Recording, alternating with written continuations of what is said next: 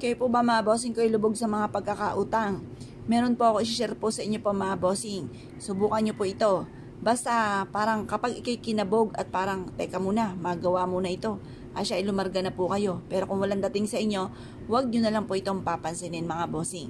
Ngayon po mga bossing, masasabi ko lamang at paulit-ulit natin sinasabi mga bossing ko sa video, kung gaano karami ang pangarap, ay ganun din po ang dami ng pagkayod. Kung nais nyo na magkaroon ng mansyon na bahay, mansyon din ang pagkayod.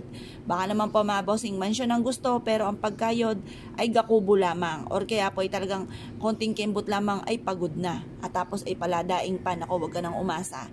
Pagkatapos, kay marami mga pangarap, masipag ka, madiskarte, hindi nakakalimot magdasal at talaga namang ginagawa na lahat para maging matagumpay, sabayan nyo pa ng mga pampaswerte.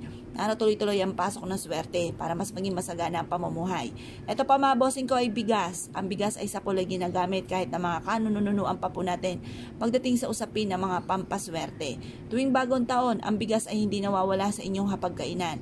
Kapag ikaw po ay bagong pasok sa loob ng inyong tahanan, kapag may bago kang bahay, may bago kang negosyo, ang bigas ay hindi rin nawawala.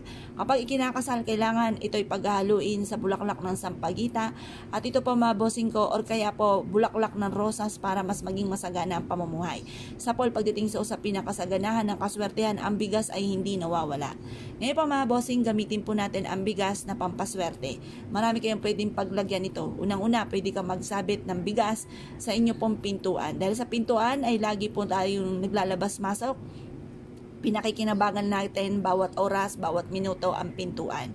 Ganun din pa mga bossing ko, mainam na maglagay ka ng bigas sa inyong lagayan ng kaperahan, sa lagayan ng kaha, kung kayo may negosyo or taguan ng inyong pong pera, ang bigas ay magdudulot ng kasaganahan para magkaroon ka ng maraming ipon.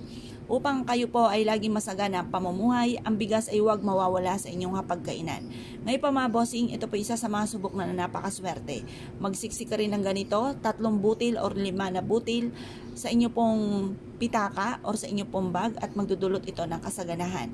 Mag-wish na mula sa inyong pong puso. Sabihin ang lahat ng nais po ninyo. Magkaroon ako ng maraming pera. Magkaroon ako ng mga bagay na matagal ko nang pinapangarap. Yumaman ako at maging matagumpay sa aking negosyo. Sundan ako ng kaswertehan, ako at ang aking buong pamilya. Yumaman at maging matagumpay.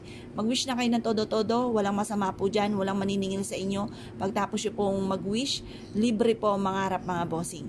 Ngayon pa mga bossing, kung ikaw isa sa mga naniwala at nais nyo po itong gawin, mas mainam na gawin nyo po ito sa umaga, ng mga bandang alas 7 sa liwanag ng sinag ng araw sa umaga. Ngayon pa mga bossing, mag-wish ka na walang gamit na sana, direct to the point, at maging positibo sa buhay. Lagi nyo sasabihin ang lahat ng nais ninyo. Huwag nyo na lang itong iparinig sa iba, huwag nyo na lang ikwento sa iba, upang sa ganoon mabilis yung ma-achieve ang mga pinapangarap. Kasi wasa may nakakaalam, nauudlot mga bossing. Kaya mas mainam pa na walang nakakaalam ng mga pangarap ninyo at hayaan yung ma-amaze na lang sila sa mga blessing na dumating sa inyo at magtanong na lang sila kung anong sikreto po ninyo. Or kaya i-share nyo po ang ating pong video upang sa ganon, kung sino man makakapakinig nito ay malalaman po na bawal ipagsabi. Ngayon po mga bossing, kung ikaw ay naniniwala at nais nyo po itong gawin, ay siya mga bossing, good luck po sa inyo po lahat.